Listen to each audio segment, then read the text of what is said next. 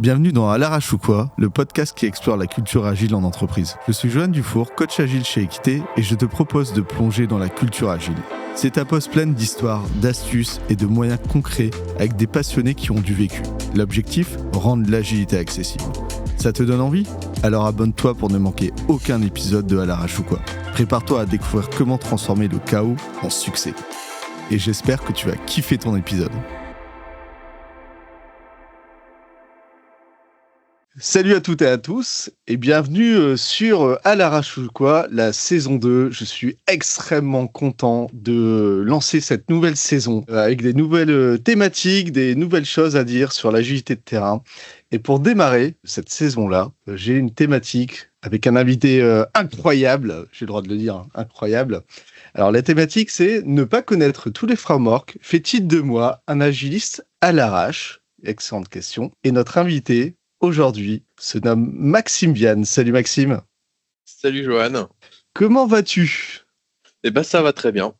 Il fait beau, alors bon, c'est tourné en été, mais là aujourd'hui il fait pas trop moche, ça va. C'est important de le préciser. Et que fais-tu dans la vie ? Tu peux me présenter en quelques mots, quelques minutes ? Moi donc je suis Maxime Viane, consultant chez Davidson à Lille, donc agiliste convaincu et en mission actuellement chez Kiabi sur un poste de Scrum Master senior, je pourrais dire, et en même temps business analyst. Bien le côté senior avec un léger doute quand même, mais pas trop, quand même assez assuré. Et aujourd'hui, on va parler de framework et est-ce que c'est corrélé avec la qualité d'un accompagnement en tant que Scrum, en tant qu'agiliste, même au global, on va être assez large. Et pour démarrer, j'ai une question qui est fondamentale. Est-ce que tu connais tous les frameworks ? Eh ben, on risque d'en décevoir certains, je dirais non. Comme 99,9% de la population. Est-ce que c'est grave, docteur ? Ça, c'est la vraie question. Est-ce que c'est grave de ne pas connaître tous les frameworks ? Je sais pas si c'est à moi de le dire, mais ça m'arrange de dire que ça ne l'est pas. Normal. Ça, oui, je pense pas que ce soit grave. En vérité. Parce qu'un framework, c'est quoi ? Ouais, c'est important de parler de ça. En plus, ça tombe bien, moi j'ai un atelier autour de la customisation de framework, j'en profite pour faire un petit peu ma pub. Et c'est une question qu'on s'est posée avec ma très chère Caroline qui co-anime avec moi. C'est finalement, les gens ont parfois du mal à comprendre et à savoir ce qu'est un framework. Un framework, c'est juste un cadre de travail. C'est un ensemble de moyens. Et on va prendre un truc que tout le monde connaît, en tout cas de près ou de loin, par exemple Scrum, où on a un ensemble d'artefacts, de choses, de rituels, de rôles qui existent, qui sont écrits sur un guide. Et on va dire aux équipes, regardez, ça c'est Scrum. Et maintenant, ils en font ce qu'ils en veulent en réalité. Et il y en a plein comme ça. Il y a plein de frameworks, il y a du Safe, il y a du Less, il y a du Kanban. Enfin, encore comment on pourrait négocier, je peux me faire taper sur les doigts si je parle de framework. En tout cas, c'est... Enfin voilà, on va arrêter là. Ouais, framework, méthode... Ouais, exactement. Et en fond, dans le fond, est-ce que c'est grave en fait ? Pourquoi est-ce qu'on nous bassine avec ces histoires de framework ? Et est-ce que nous, ça fait la différence dans la culture agile et dans ce qu'on a envie d'amener ? Toi en tant que Scrum et peut-être moi en tant que coach.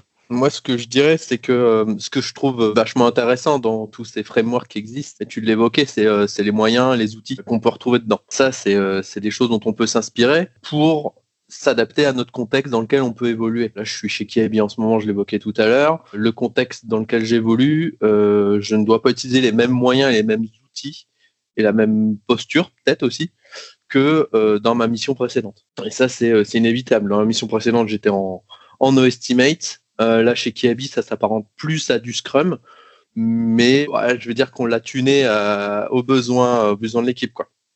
Ah non, on aime bien faire ça, tuner, mais c'est intéressant ce côté tuner. Qu'est-ce que ça veut dire pour toi, aller tuner un framework ou un moyen, parce que ça marche aussi ? En fait, ce qui me plaît bien, c'est de me dire, voilà, en fonction de l'équipe et des problématiques que l'équipe peut rencontrer à un instant T, le fait de connaître quand même un minimum les différentes méthodes, frameworks qui existent, ça peut nous permettre de partir dans une direction. Est-ce qu'elle sera la bonne ? Ça, il n'y a qu'une manière de le savoir, c'est en y allant. Pour autant, l'appliquer bêtement, ça va peut-être pas nous aider non plus parce qu'en fait, c'est plus un guide qu'autre chose. Hein. C'est ce que je disais, ça nous donne la direction. Et le fait de le tuner, ça nous permet d'en faire ce que l'équipe a besoin. Alors, le danger, c'est de pas le tuner trop n'importe comment et à foison et d'en arriver à faire un truc bien bordélique. Ça, effectivement, faut se mettre cette rigueur-là. Et je pense qu'une des manières d'y arriver, c'est de changer une chose à la fois, en fait. Ouais, tu vois, moi, immédiatement, quand tu me parles de ça, je pense au daily, par exemple. Le daily, c'est un rituel, cérémonie, moment d'équipe. On l'appelle comme on veut parce que c'est pareil. Il y a aussi des bagarres entre agilistes où on sait pas trop comment parler, mais en tout cas, c'est des moments d'équipe. Comme ça parle à tout le monde. Et, euh, et le daily, c'est simple, c'est l'équipe se synchronise de manière quotidienne pour parler en fait de leur atteinte d'un objectif. Et là, déjà, on se pose une question, c'est mais qu'est-ce que ça veut dire atteindre un objectif? Est-ce qu'un objectif c'est défini? Est-ce qu'il n'y a pas un certain nombre de prérequis aussi à mettre en place avant de pouvoir mettre en place ce rituel avec des guillemets? Bref, tu vois, et ça veut dire qu'on pourrait le customiser parce qu'une équipe qui a pas d'objectif, par exemple, est-ce que c'est grave? Ça, c'est pas à moi de mettre un jugement de valeur là-dessus, mais peut-être de remettre du sens. Et ça dépend de plein de choses en vrai. Bah, ça dépend de ce que tu définis comme étant ton délit. Alors je reste sur la thématique du délit que tu évoquais, mais globalement, l'idée du délit à la base, c'est quand même de vérifier, de s'assurer que les décisions qu'on va prendre sur la journée et les orientations qu'on va prendre sur la journée vont servir l'objectif. Alors l'objectif de quoi? Effectivement, soit on est sur un mode itératif et en début d'itération, on a mis en place des objectifs avec une petite phrase qui peut définir l'objectif de notre itération. Et ça donne un sens et une orientation. C'est pas forcément le cas de toutes les équipes. Ça peut demander peut-être un minimum de maturité de la part de l'équipe aussi, de donner les bons objectifs à leur itération. Donc pour d'autres, l'objectif, ça va peut-être être de juste se dire, on va essayer de faire arriver le burden chart tout en bas à droite. Oui, carrément. Et est-ce que c'est une mauvaise chose? Je sais pas. Faut se poser les bonnes questions, faire attention à ce que les indicateurs peuvent dire et veulent dire et voir ce qu'on en fait, quoi. Donc, après, tu as l'explication. Tu sais, l'explication quand tu parles de burn-down chart, pardon, etc. C'est derrière, ça veut juste te dire que tu vas délivrer de la valeur. En fait, tu vas délivrer quelque chose qui a du sens. Et là, on arrive sur des notions de valeur, sur des notions de... Ça reste des moyens au service d'utilisateurs, de personnes. C'est voilà. Enfin, après, moi, je suis très proche. Je pense qu'on on est très proche. Je pense dire le on. Enfin, nous, nous sommes très proches de l'aspect culture agile et culturel. Et notre métier est d'être au service de personnes qui ont besoin de nous, en fait, en tout cas de nos savoir-faire, pour pouvoir mieux travailler, être plus efficace, etc. Et donc là, ouais, tu as le côté valeur et tu as la confrontation de tu poses un moyen. Et si le socle de tes moyens, finalement, tu n'arrives pas à le rattacher à la valeur, faut se poser des questions. Est-ce que c'est le bon framework? Est-ce que je dois pas le modifier? Est-ce que j'arrête, en fait, tout simplement? Il y a aussi ce truc-là. Il y a ce point-là, et puis tu vois, tout à l'heure, on parlait de tuner les méthodes et les frameworks, et là, on en est carrément, enfin, on a vite dérivé sur le fait de tuner des outils ou des moyens qui sont eux-mêmes dans les frameworks, en fait. Et je pense pas que ce soit une mauvaise chose, c'est une question de pragmatisme, majoritairement, je pense. Et puis d'adaptation à l'équipe et à sa maturité, c'est ce qu'on disait tout à l'heure aussi. Il y a des équipes qui, peut-être, sans forcément bien connaître les différents outils à la disposition d'un agiliste et d'une équipe pour aller chercher de l'amélioration continue et distribuer de la valeur, elles vont peut-être pas être autant à l'aise que d'autres et ça peut être intéressant de peut-être au début démarrer sur quelque chose d'assez simple et que la plupart des gens pensent connaître, connaissent, et puis petit à petit de l'adapter en fonction du temps et de en rétrospective, en fait le daily, les trois quarts du temps on se dit des trucs, ça ne s'intéresse personne, donc est-ce qu'on ne changerait pas? Et c'est là où ça devient intéressant, quoi. Ouais, et tu vois, tu as l'aspect des frameworks appliqués bêtement. Tu vois, parce que c'est aussi ça, hein, la question. Pas connaître tous les frameworks, on pourrait se reposer la question de est-ce qu'on est obligé de tous les connaître ou est-ce qu'on est obligé en fait d'observer un petit peu ce qui se passe sur les différents périmètres et les frameworks qui sont posés parfois de manière mécanique. Et ça a quel impact, nous, sur nos rôles en fait en tant qu'agilistes? Typiquement, classique, hein, Scrum appliqué à la lettre. Est-ce que c'est des choses que toi, tu as déjà vues? Ou est-ce que très naturellement, les gens ils vont se dire non, c'est bon, finalement, je fais du custo? Moi, personnellement, de toute façon, pour être tout à fait honnête, je pense qu'une des premières expériences que j'ai pu avoir en termes d'agilité, c'était d'appliquer Scrum à la lettre, en fait. Sans surprise, ça marchait pas super bien, quoi. Après, ça veut pas dire qu'il n'y a pas des contextes où ça peut bien s'appliquer, mais au bout d'un moment, on en est arrivé à le tordre, en fait. Parce qu'à la base, je pensais tordre la méthode. Alors qu'au final, c'est ce qu'on disait, c'est plus de l'adaptation à des personnalités, à des réflexes humains que chacun peut amener dans son équipe. Et c'est en ça que chaque manière d'appliquer est pour moi différente. Ouais, tu sais, j'en ai parlé dans un épisode précédent, c'est le côté on n'est pas agile parce qu'on fait pas de scrum, tu vois, tu as ce côté, enfin, en tout cas, tu as cette partie-là aussi qui existe. Mais après, faire du scrum, finalement, je suis pas sûr que ça veuille dire grand-chose. Moi, je suis jamais passé par ce truc-là parce que je suis passé, enfin, j'ai fait de l'inverse, je faisais du pseudo-agile à l'époque, au tout début. Mais ça veut rien dire faire du pseudo-agile, ça veut juste dire mettre des post-it et les déplacer. Donc, ça n'a pas beaucoup d'intérêt. Et j'ai découvert aussi ben, les frameworks en creusant un peu et en discutant avec des gens. L'application à la lettre, je pense que c'est aussi une bonne école pour apprendre à, je veux pas dire à s'en passer, mais en tout cas à en faire quelque chose de différent et à optimiser le cadre de travail et à Bah, dégager des choses s'il faut et à optimiser ou en tout cas à accélérer sur un certain nombre de moyens si c'est nécessaire. c'est comme tout ce qu'on apprend en fait, hein. Peut-être qu'une des meilleures manières d'apprendre, c'est de se vautrer d'abord Mhm. et appliquer à la lettre. Enfin voilà, on a l'air d'être plutôt d'accord tous les deux sur le fait de dire qu'il y a peu de chances que ça marche. Par contre, ça va permettre de mettre en évidence ce qui va pas. Et c'est à partir de là qu'on peut commencer à venir adapter les choses. Alors peut-être que avec l'expérience et de mission en mission, on apprend à gagner du temps sur certaines choses, mais on reste quand même limité à l'expérience de l'équipe de manière générale, qui n'a pas forcément les mêmes réflexes d'une équipe à l'autre, ou alors qui peut être déstabilisé parce que certains ont déjà vachement l'habitude de bosser en agilité et d'autres non. Et donc il faut prendre le temps aussi, il y a une question de patience. Après, voilà, tu disais tout à l'heure, on apprend aussi en parlant avec des gens. Et je pense qu'en fait, c'est ça Mhm. aussi qui est vachement intéressant. Au niveau de nos missions, sur tout ce qui pourrait être animation d'équipe sur l'état d'esprit agile, au-delà d'essayer de potasser tous les bouquins qui existent et de parler avec les autres personnes qui sont dans des rôles similaires aux nôtres, quoi. Là, on apprend, tiens, toi, tu as fait ça comme ça. Ah, tu me parles de ce framework-là, je connais pas. Ah, c'est quoi cet outil? J'ai jamais utilisé. Ah, cet atelier, il a l'air sympa. C'est là qu'on s'enrichit. Et je pense que c'est Mhm. comme ça qu'on peut améliorer les choses et gagner en pertinence sur ce qu'on peut proposer aux équipes. Tu vois, moi, je vais faire un parallèle avec l'univers de la tech. Tu vois, on a quand même une chance, en tout cas, dans toute cette culture agile qui est existante, c'est qu'en fait, on n'a pas la même problématique que les techs, où la technologie évolue très très vite. Il y a des frameworks peuvent arriver tous les 2, 3 mois, il y a des nouvelles choses, il y a des choses qui sont hype, etc. C'est clairement beaucoup moins rapide sur les cadres de travail en fait qu'on voit. Et ça aussi, ça facilite le fait de se dire, ok, ça n'existe pas, ou en tout cas, c'est pas quelque chose qui est écrit quelque part. On va expérimenter des choses. Par contre, cette volonté d'aller en créer, enfin d'en faire un framework, ça arrive pas tous les 2 mois. C'est vraiment beaucoup plus éloigné dans le temps. Typiquement, on voit quand même des choses apparaître hein, ces dernières années. Il y a eu des choses comme Unfix, par exemple. Mais Unfix, c'est pareil. En réalité, c'est une forme de d'agilité agnostique en vrai, donc ou alors du fast, etc. Et je trouve que c'est moins hardcore et peut-être moins violent bah, que ce qui se passe au niveau des technos. Mm. Donc ça, ouais, enfin, ça c'est facilitant.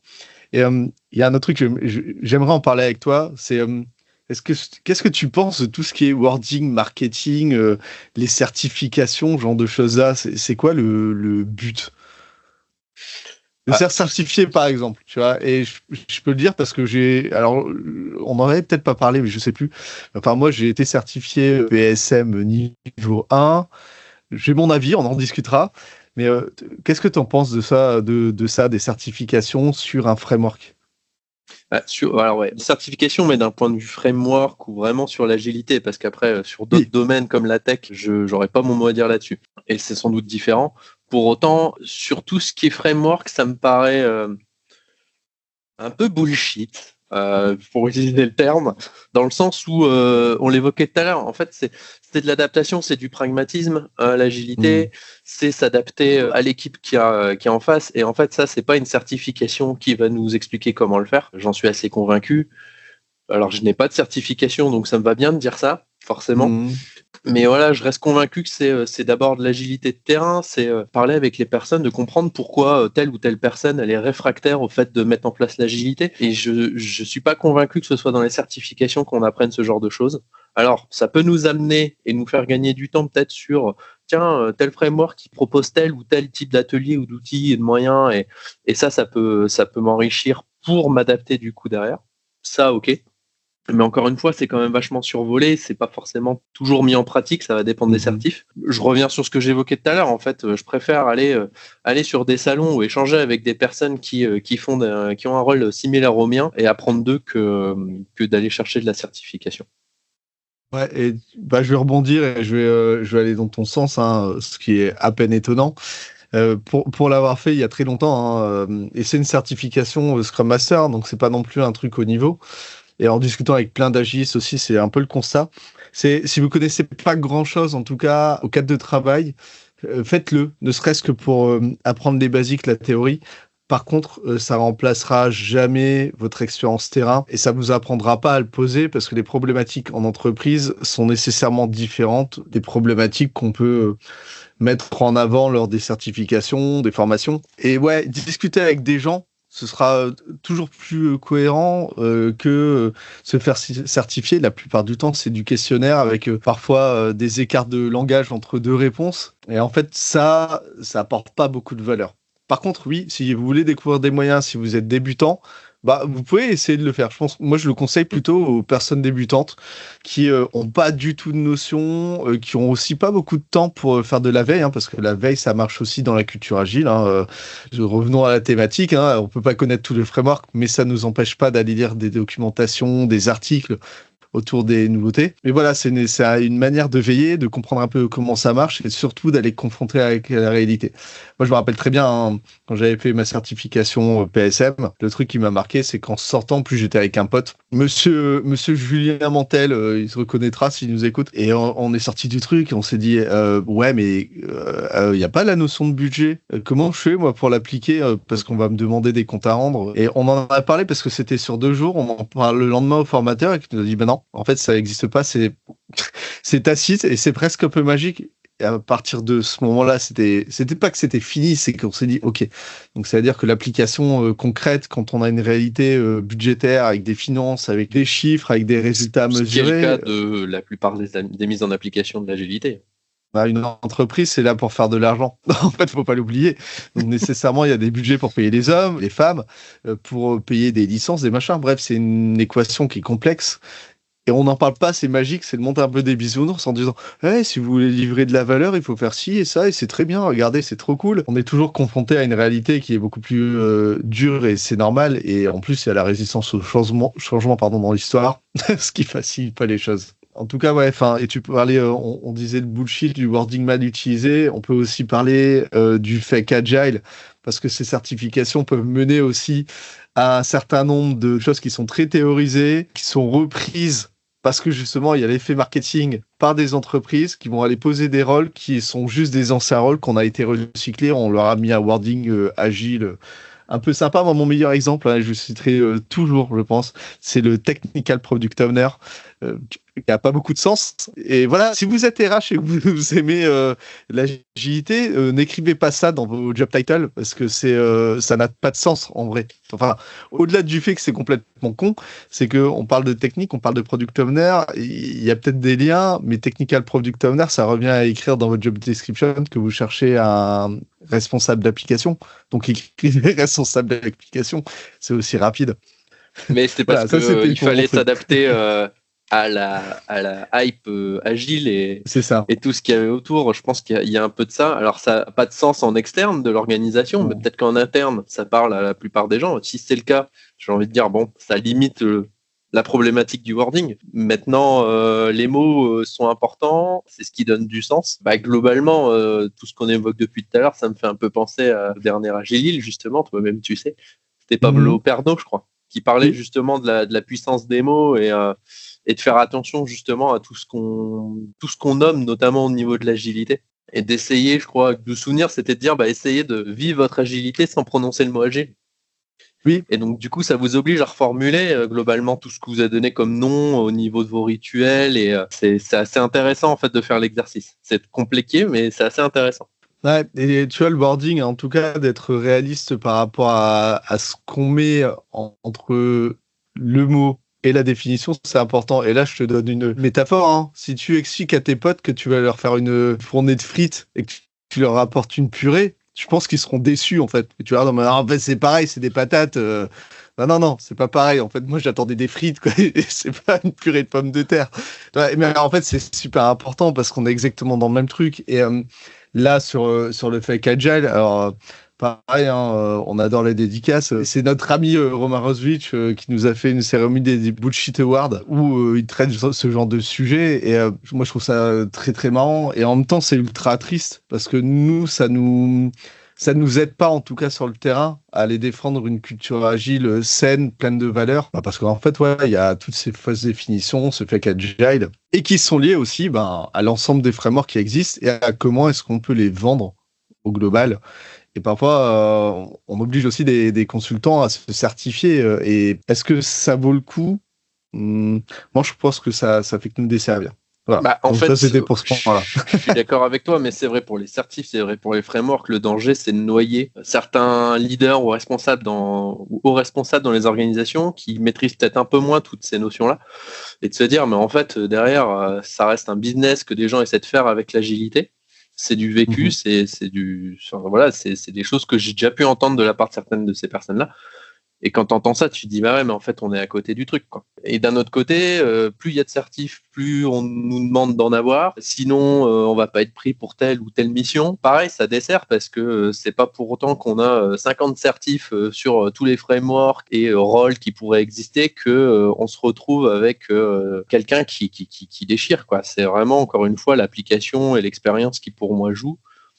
Et les réflexes qu'on peut avoir en fonction des problématiques remontées lors d'une rétrospective, par exemple. Quels sont les outils qu'on peut mettre en place? Comment on peut accompagner l'équipe? C'est majoritairement du pragmatisme. Et pareil, on en revient sur ce que a déjà pu évoquer Alistair Cockburn, quoi. Sur le cœur de l'agilité, quand il l'a sorti il y a quelques années et qu'il a mis une claque à tout le monde vis-à-vis, le manifeste, vous avez vu, vous le connaissez, ouais, c'est trop cool, ouais, bah en fait, non, on va revenir à un truc encore plus simple parce que vous nous avez créé plein de frameworks avec 4 phrases.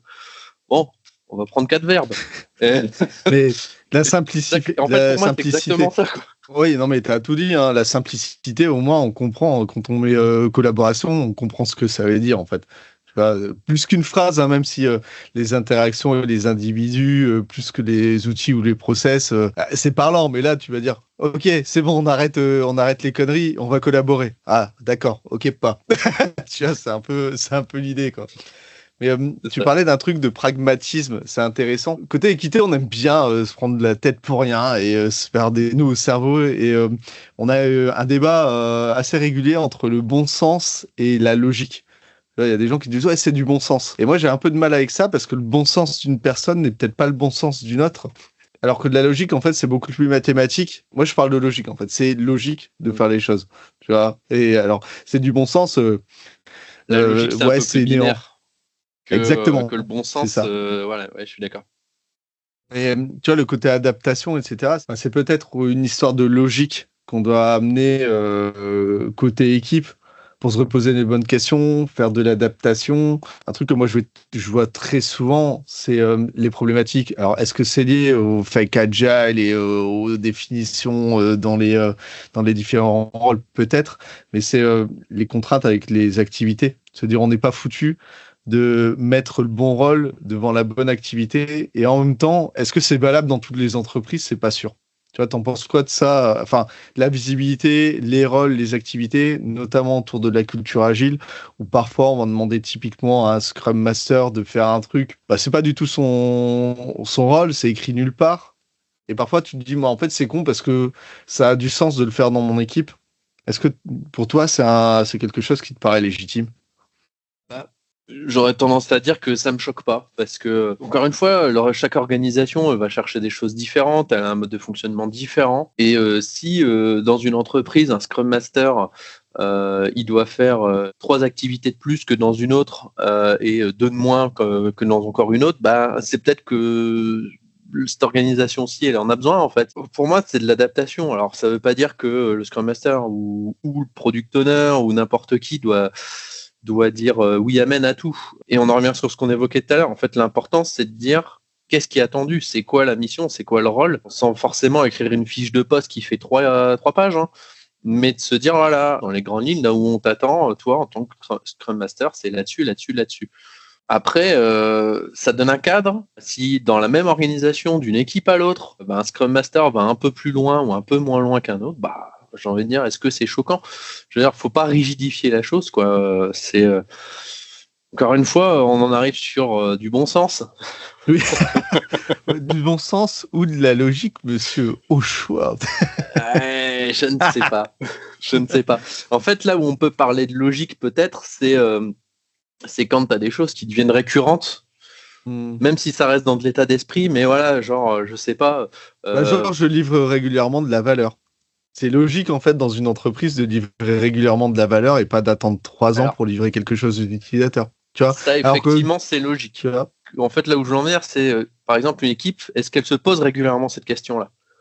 Si c'est le cas, c'est qu'ils ont intégré ça dans leur logique. Et c'est plus du bon sens. Si une équipe qui fonctionne sur une méthode inspirée de Scrum démarre leur itération, ils embarquent 52 points, et puis à un moment donné, ils se rendent compte que il y a un truc ultra chaud, faudrait qu'ils ajoutent une US dans l'itération. Fais pas ça malheureux, on n'a pas le droit.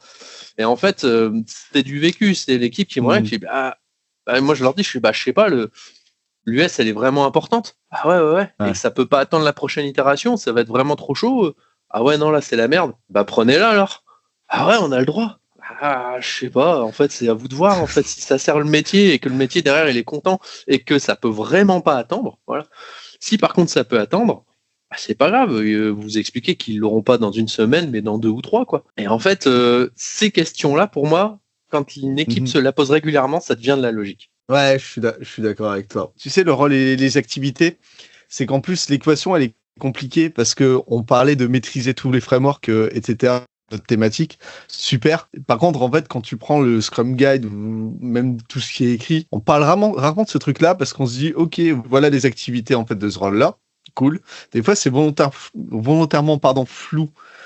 Donc, à rentrer dans une entreprise, c'est pas simple. Tu as aussi l'existant des job descriptions dans les entreprises qui sont plus ou moins OK, et t'as la réalité du terrain, donc c'est un triptyque infernal.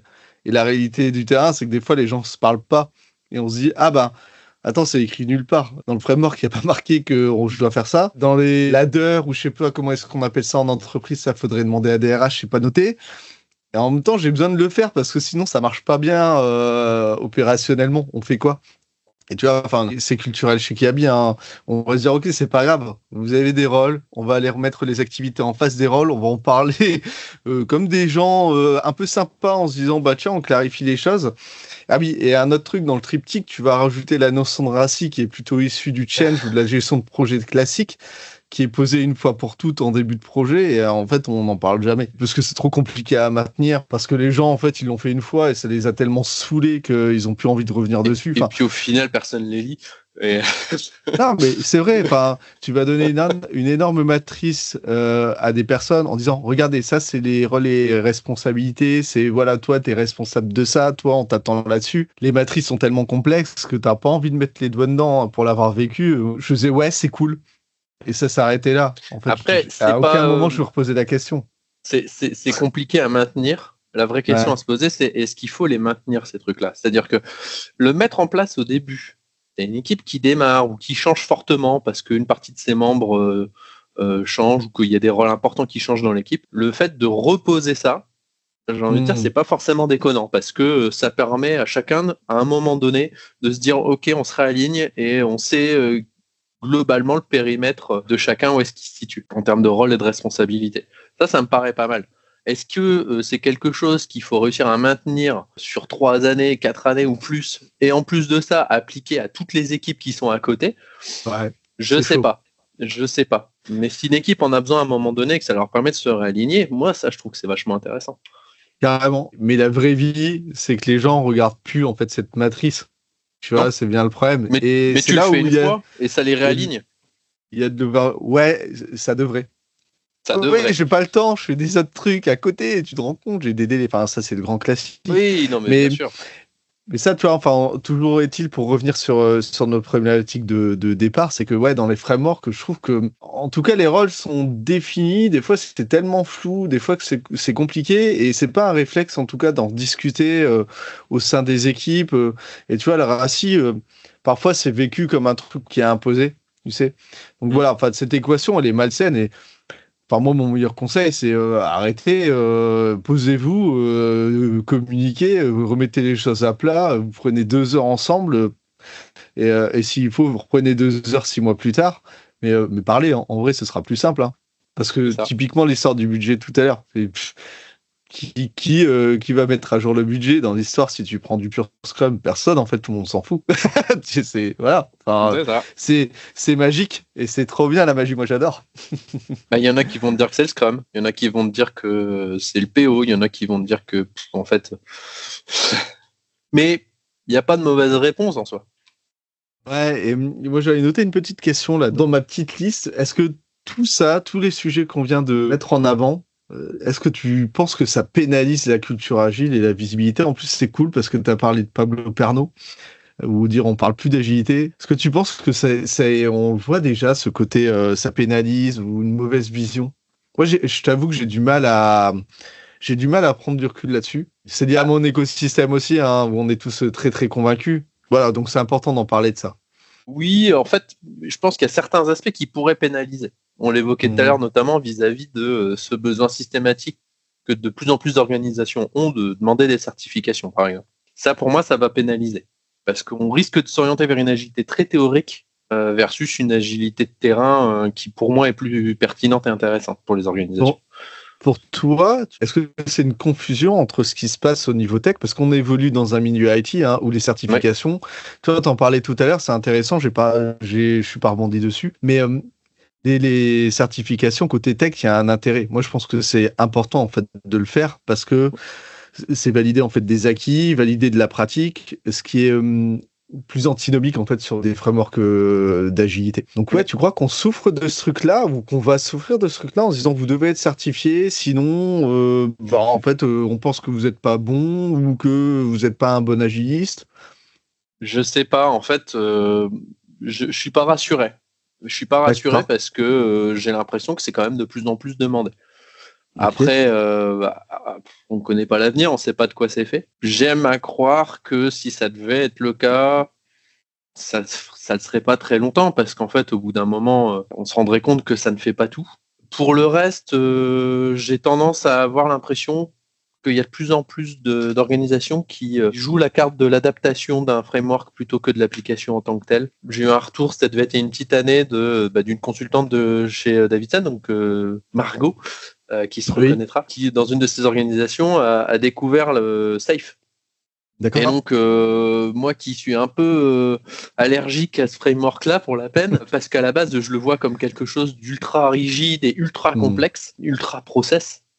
Elle nous a fait un petit Rex en fait sur comment elle l'avait vécu. Et en fait, j'y suis allé vraiment un peu les bras croisés en mode vas-y raconte, mais je sais déjà ce que j'en pense. Et ce qui est intéressant, c'était de voir que l'application qui a été faite là où elle est en mission, c'est qu'ils l'ont adaptée à leurs besoins en fait. Et du coup, ça semblait assez pertinent. Pour autant, est-ce que c'était du safe à haut niveau? Je pense pas. Ils étaient sur la première couche de l'application du framework safe qu'ils ont adapté. Et du coup, ça avait l'air de faire le taf. Ça me rassure, moi, en fait, de voir ce genre de choses et d'entendre ce genre de choses. Et ça s'est fait naturellement pour se dire, OK, on a tel et tel besoin, on a un framework qui nous sert un petit peu de carte, en fait. Enfin, c'est ça. Et par contre, on s'autorise à sortir un petit peu des choses qui sont écrites pour pouvoir customiser et pour être ajusté à notre environnement.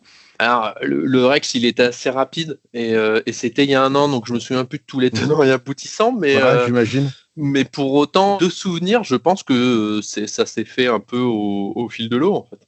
Ouais, les gens se sont peut-être rendus compte que, en fait, il y a aussi une histoire de liberté, tu sais, dans l'histoire. Si t'as pas la liberté de sortir du framework parce qu'on te l'impose, tu vois, souvent c'est ça, en fait, bêtement. Et quand on dit bêtement, c'est juste que, voilà, ça c'est le cadre. Si tu sors, on va te rattraper avec le petit bâton de berger en mode non, on fait pas ça. Si tu as la possibilité d'aller proposer des choses et en plus que tu montres que ça fonctionne, je pense que cette souplesse-là, elle est nécessaire.